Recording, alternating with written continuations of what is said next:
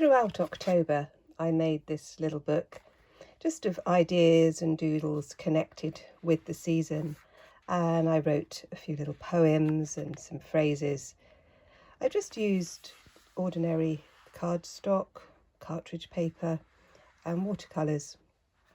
But what I really wanted to do is to capture the essence of autumn with some ideas, and I'm quite pleased with these. You can make this little book, it's very easy to do, and it's a really nice way to put together ideas, and you can just kind of keep adding to it. It also makes a really beautiful gift, very kind of thoughtful, a thoughtful gift for somebody.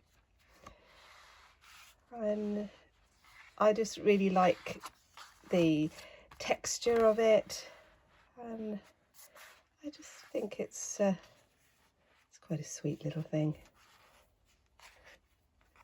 You can just tie it up with a ribbon like that.